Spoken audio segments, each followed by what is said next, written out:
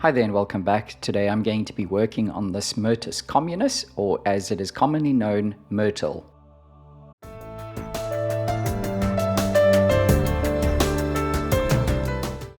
If you find the following content helpful, then you can thank me by clicking the thanks button just below the video. The earlier development of this tree has been actually featured on my channel before, so even if you haven't watched that video just yet, be sure to check it out before continuing with this one.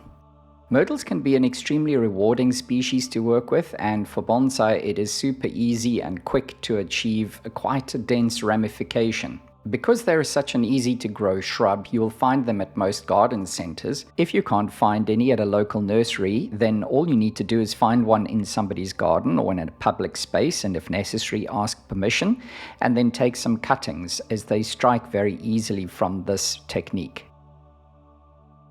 Of course, if you're wanting material such as that which is featured in this video, then you're going to have to field grow it, or if you could, possibly find one in a hedge that you could dig up.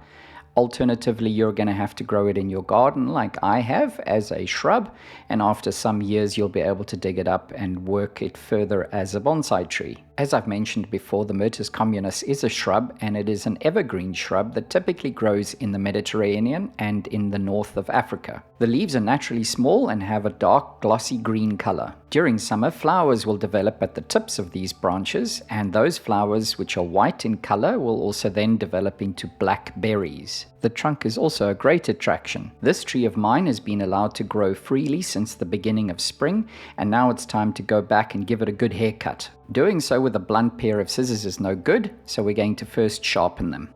My favorite sharpening tools are the DMT files, and this one that I've got here in the blue is the coarse one. This is the one that I use the most, as well as WD-40, and this is used to spray on the file and on the tool, and it just lubricates and makes it a lot easier to sharpen. You will also find jojoba tool oil on our website, which is a great product to use for sharpening your bonsai tools. Before sharpening, you need to remove the sap residue that's built up on the blades, and to do that you can use the cream mate block. Using a lubricated DMT coarse file, you're going to run that over the cutting edge of the scissors a few times until it feels sharp to the touch. Then you can use an extra fine DMT file to take away the burr on the flat face of the scissors.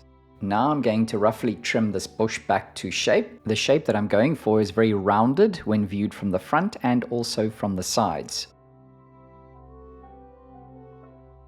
Remember that for this pruning, the only thing that I'm concerned about is the rough outline of the tree's canopy.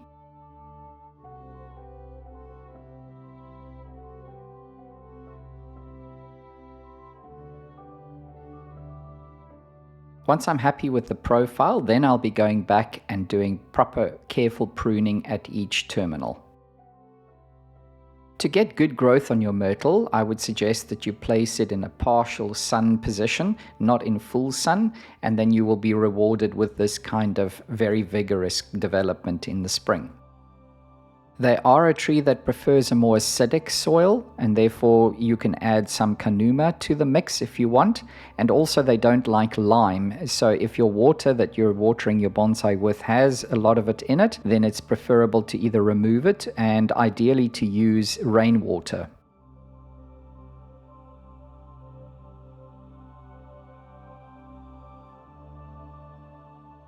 After creating the profile, you're now going to go in and create the foliage pads. What, however, you need to be very careful of doing is creating a topiary.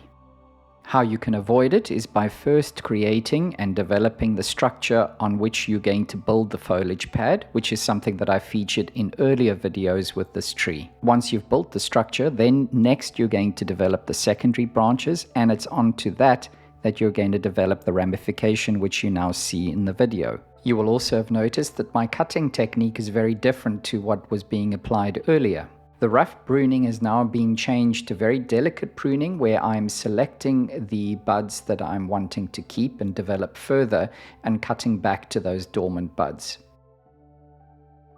To neaten the underside of the pads, remove any growth that is extending in a downward direction. I also like to pluck the leaves that are growing downwards.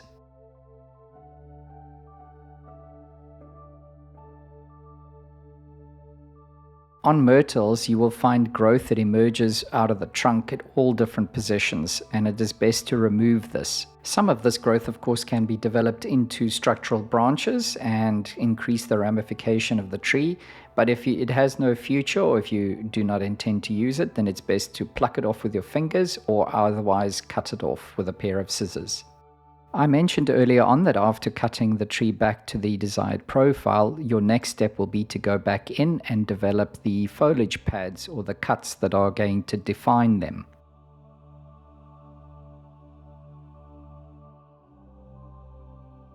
When making these cuts, you need to take into consideration the positive and negative space. The positive space, of course, referring to the foliage pad, and the negative being the space between it. And of course, this is going to change as you move from the base or the bottom of the tree up into the apex, being that specifically with negative space, the spaces will become less and less. You can also create a sense of direction or flow by the way that you style your apex. In this particular tree, the apex is heavier to the left-hand side, which enhances that movement from right to left. Another more subtle way of avoiding a topiary look is the way that you treat the foliage pads themselves, and more specifically the foliage within the pad. It's important that you ensure there is space within the structural branches of the pad, and so you need to thin out the growth that will inevitably develop in that space because of this tree's growing habit.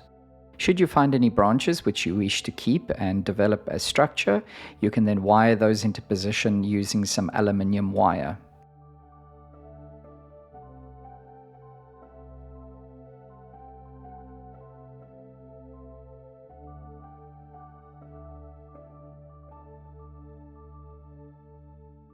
To finish off the tree, I'm now going to just clean up the surface area at the roots.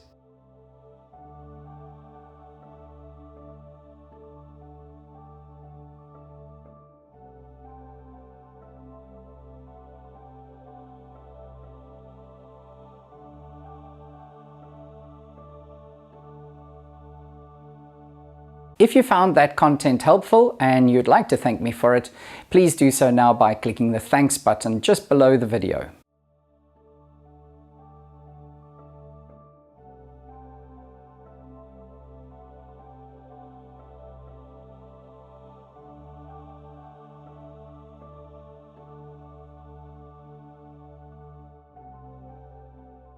Giving the tree a good wash with a pressure washer will also help to remove the moss and any other debris that is accumulated on the trunks.